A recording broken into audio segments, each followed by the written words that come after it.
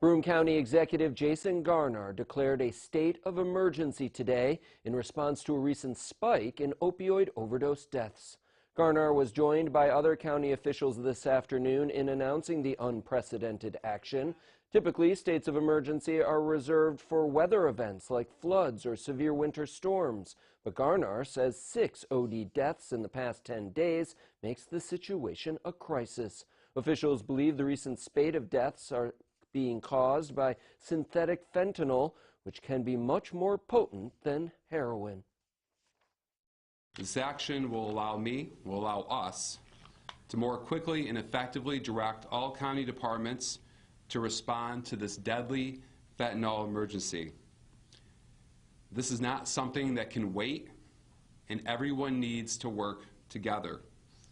The state of emergency will remain in effect indefinitely.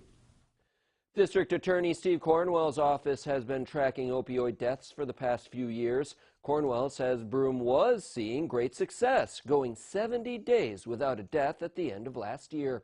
Now, there's been 10 already so far this month. Cornwell says the suspected higher potency fentanyl poses a threat to everyone. If you drive a car in Broome County or walk down the street, you're potentially a victim. Because obviously, if there are people using these drugs that, cause immediately you to pass out, hard to stop, to go into a cardiac arrest or something, people are using it while driving their car. We've seen that.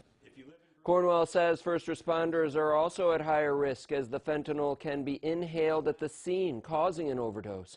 He says some fentanyl users can become violent with police, EMTs, and hospital personnel.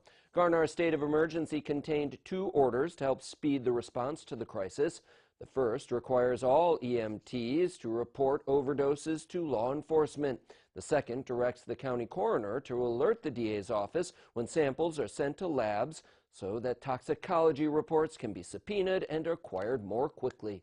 Garnar plans to convene a meeting of local stakeholders tomorrow to develop a further plan of action.